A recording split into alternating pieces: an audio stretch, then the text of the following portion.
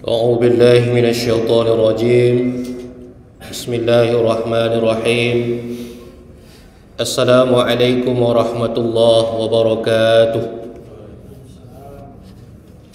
الحمد لله والصلاة والسلام على رسول الله وعلى آله ومن والاه.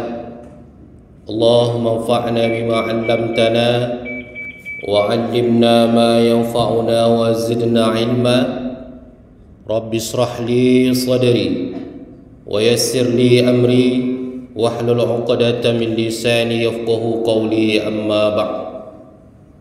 Saya hormati jemaah sholat zuhur, bapak-bapak, ibu-ibu, para pegawai Badan Pertanahan Nasional Kota Pekanbaru.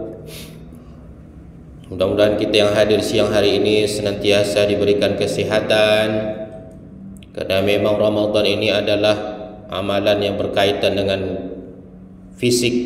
Siang hari kita berpuasa, malam hari kita menahan kantuk, begadang untuk melaksanakan qiyamul lail.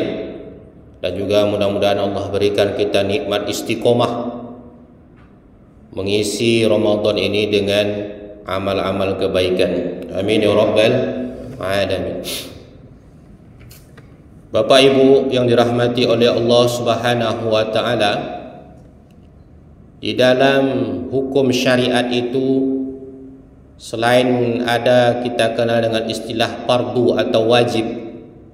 Fardu itu ialah apabila dikerjakan berpahala dan meninggalkannya berdosa. Kemudian juga ada namanya sunnah. Sunnah itu ialah dilakukan berpahala, jika tidak dilakukan tidak berdosa. Kemudian ada namanya makruh. Makruh tidak mengapa bila dikerjakan tapi ditinggalkan berpahala. Kemudian ada namanya mubah. Tidak mengapa dikerjakan dan tidak mengapa ditinggalkan. Kemudian yang terakhir yakni haram. Haram ini ialah berdosa apabila mengerjakannya dan berpahala apabila meninggalkannya. Ini yang disebut dengan al-ahkamus syariah, hukum syariat, 5 dasar. Nah, bapak-bapak, ibu-ibu yang dirahmati oleh Allah Subhanahu wa taala, ketika kita melakukan yang haram, apakah itu memakan yang haram atau melakukan hal-hal yang haram, bukan hanya mendapatkan dosa sebenarnya, tetapi akan banyak berefek dalam kehidupan kita sehari-hari.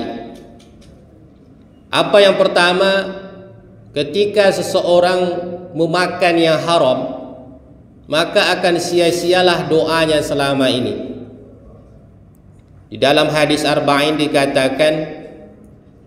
dijelaskan bahwa ada seorang musafir yang sangat jerih payah dalam musafirnya, disebabkan panas teriknya matahari, disebabkan jauhnya perjalanan.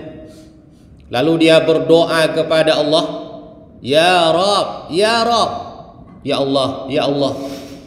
Dia ungkapkan segala hajatnya kepada Allah.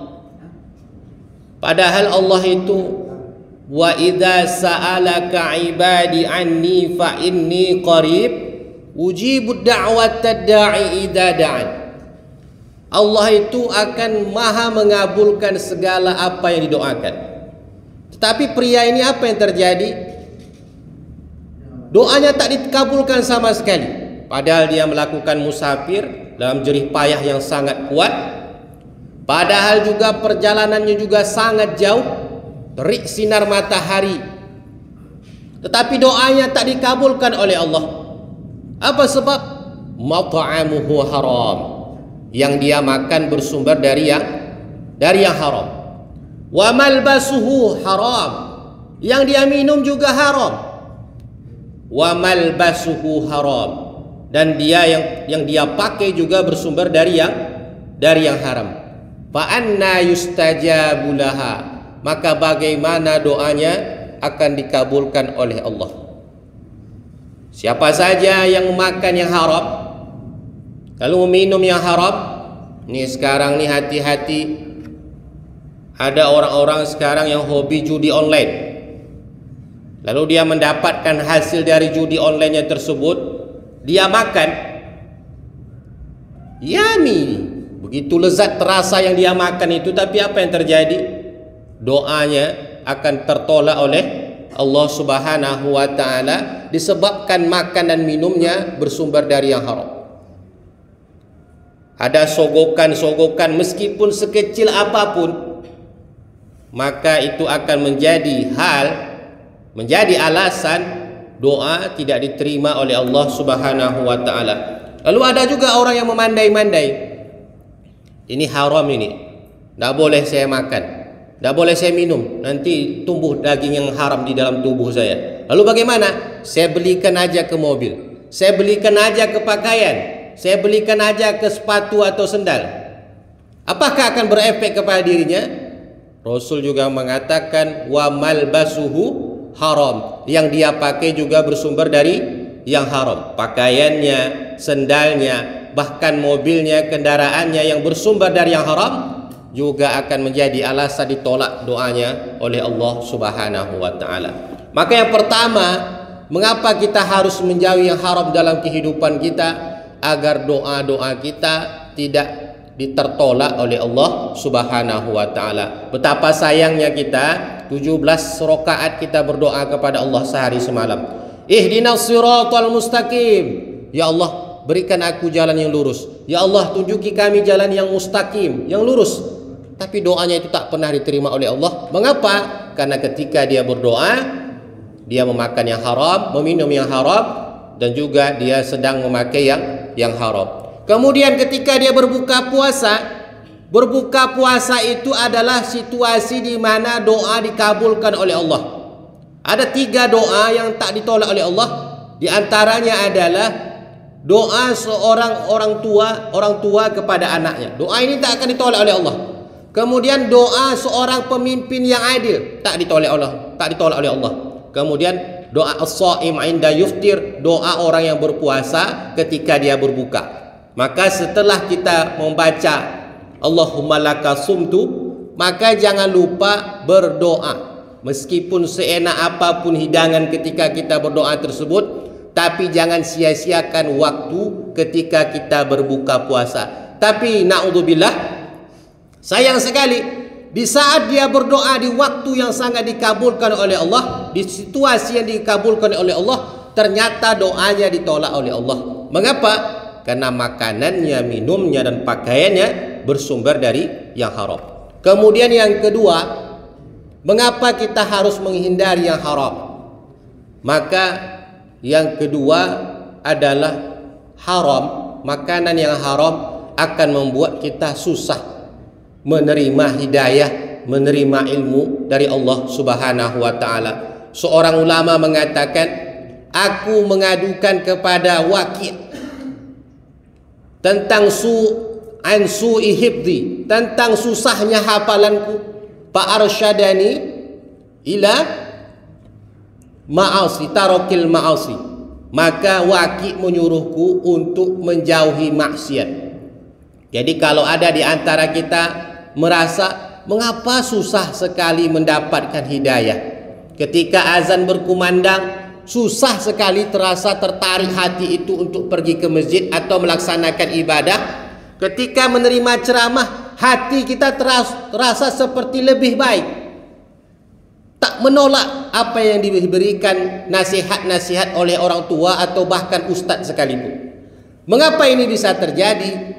Bisa jadi dalam tubuh kita banyak tumbuh bersumber dari yang haram. Kemudian yang ketiga, Bapak Ibu sekalian, makanan yang haram ini akan mempengaruhi si pemakan. Ketika Buya Hamka ditanya, Buya, mengapa babi itu haram dimakan?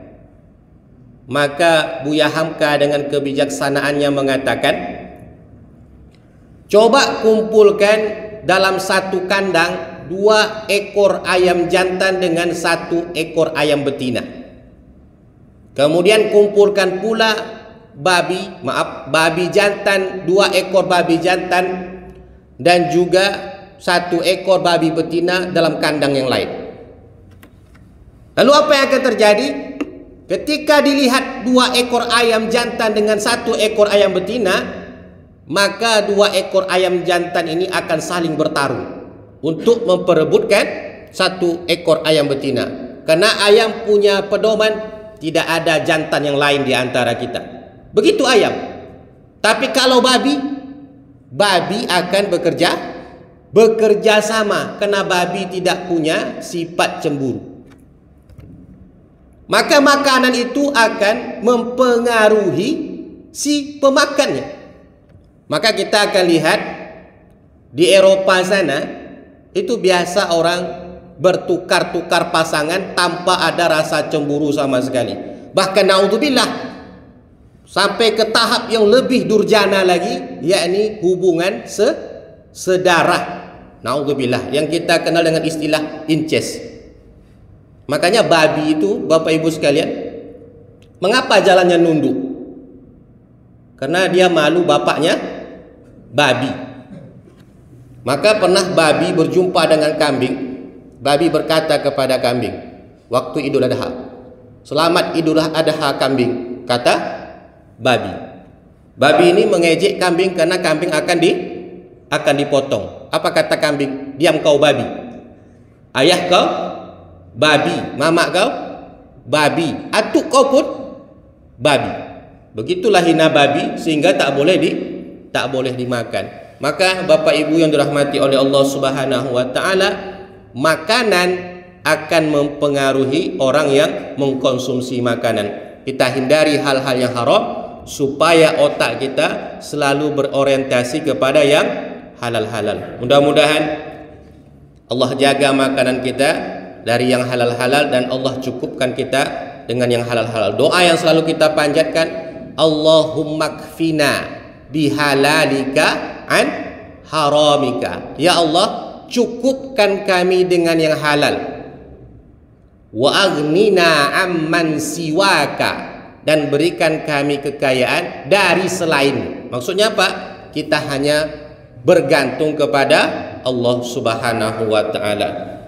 Subhanakallahumma wa bihamdika asyhadu an la ilaha illa anta